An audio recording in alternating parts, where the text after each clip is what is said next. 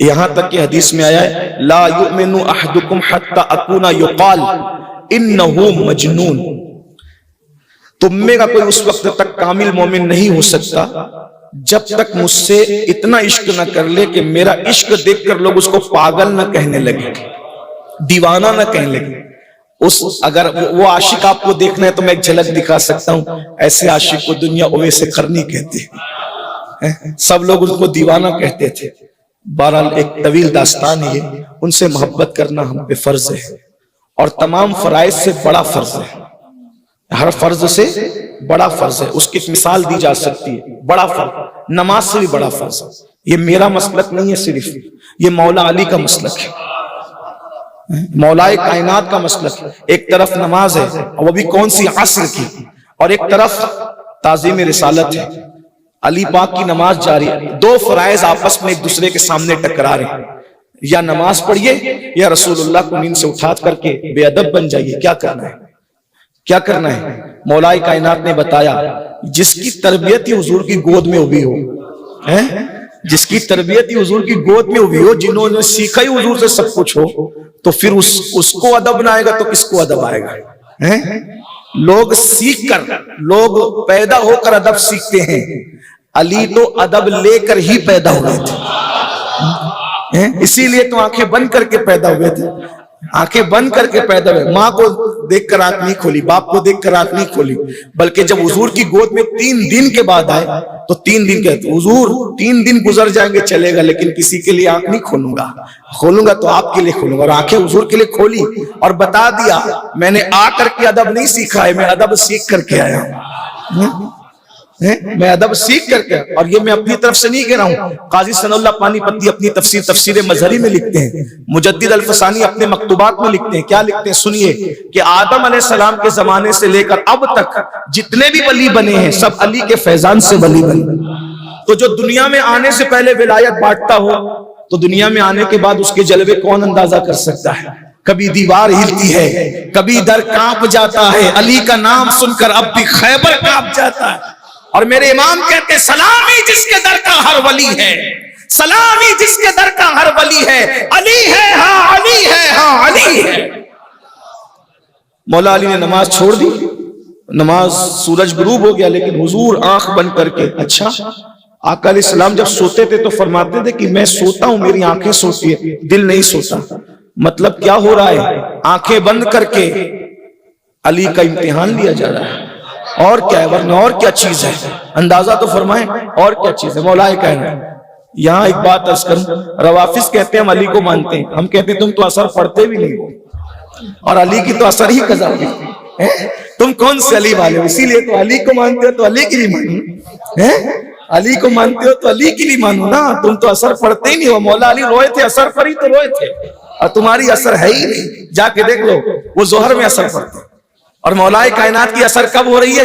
غروب سے پہلے، اسی لیے تو سورج غروب ہوا نا، سورج غروب اسی لیے ہوا۔ الحمدللہ ہم وہ مولائی ہیں جو علی کو بھی مانتے ہیں اور علی کی بھی مانتے ہیں، الحمدللہ، یہ فضل ہی تھا۔ بہرحال مولائے کائنات نے نماز چھوڑ دی، اور مگر یہ بھی بات خاص ہے، علی بڑے سے بڑی جنگ میں نہیں روئے، علی بڑے سے بڑے نقصان پہ میرے مولا نے نہیں روئے، لیکن نماز گئی تو مولا علی کی آنکھوں میں آنسو آ گئے۔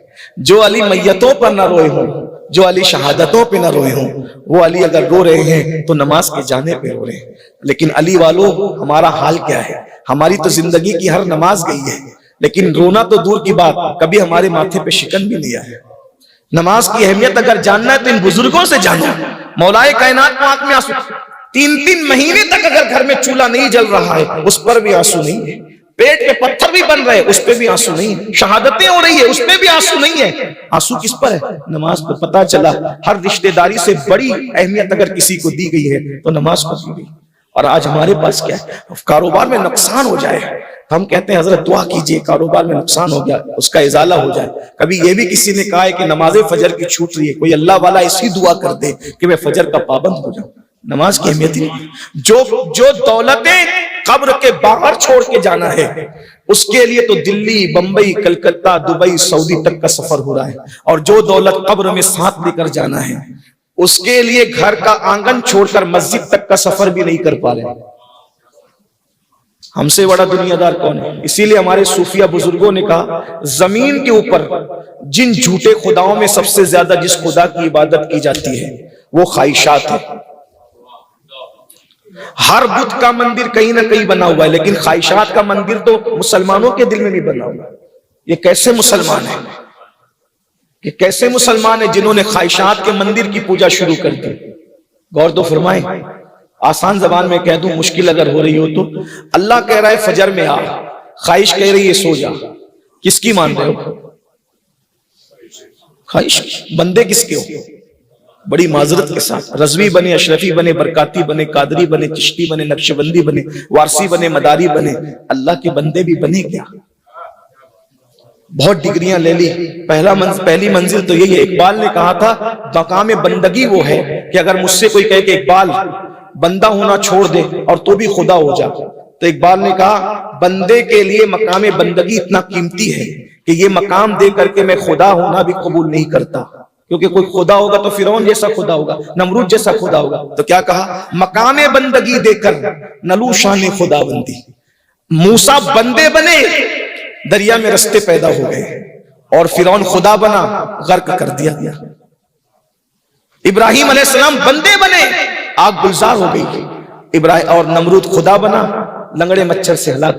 خدا مت بنو، اس لیے کہ خدا ہونا ایک ہی کی شان ہے، کوئی نہیں ہو سکتا، کسی کی شان نہیں ہے۔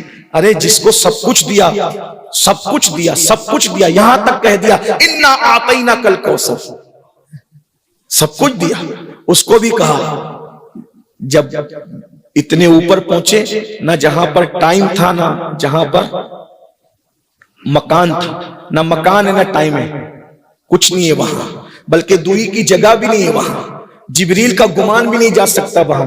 جب محبوب وہاں پہنچے تو اپنے محبوب کو اللہ نے کیا فرمایا؟ رسول نہیں فرمایا، وہاں نبی نہیں فرمایا، کیا فرمایا؟ سبحان الذی اسری بعبدہ، وہاں بھی عبد کہہ کر کے پکارا۔ تو میں اپنی بات سمیٹتے ہوئے عرض کروں، ایسے نبی جس کی شان یہ، جس کا مقام یہ، جس کا مرتبہ یہ کہ مولا علی ان پہ نماز قربان کر دیں، اور صدیق اکبر ان پہ جان قربان کر دیں۔ جان سے بڑا فرض ہے ان سے عشق کرنا، اور صدیق وہ ہے جو اس امت کا بڑی عمر لوگوں کا پہلا مسلمان ہے۔ حضور محدث اعظم کے چوچوی رحمت اللہ علیہ ہمارے مرشد فرمایا کرتے تھے، مرتبہ حضرت صدیق کا یہ ہے سید، ہر فضیلت کے وہ جامع ہے نبوت کے سوا۔ نبی کے مصلی پر کھڑے ہونے والا نبی کے بعد پہلا امام، صحابہ کا امام، عاشقوں کا امام، عشق و محبت کا امام سیدنا صدیق اکبر غار ثور کے اندر اپنی جان ان پہ قربان کر رہے ہیں۔ لیکن رسول اللہ نے جب سانپ نے ڈسا تو ان کو جان بھی لوٹائی، ان کو نماز بھی لوٹائی، لیکن مسلک سمجھ میں آ گیا، کیا؟ مولا علی نے واری تیری نیند پر نماز، وہ بھی عصر جو سب سے اعلیٰ خطر کی ہے، صدیق بلکہ غار میں جان ان پہ دے چکے، اور حفظ جات و جان فروز و غرر کی ہے، اور تو نے ان کو جان انہیں پھیر دی نماز، پر وہ تو کر چکے تھے جو کرنی بشر کی ہے۔ ثابت ہوا کہ جملہ فرائض فروغ ہیں، اصل الاصول بندگی اس تاجور کی ہے۔ حضور سے عشق کریں، آقا سے محبت کریں، سب سے زیادہ، اپنی جان سے زیادہ، اپنی ماں سے زیادہ، اپنے باپ سے زیادہ۔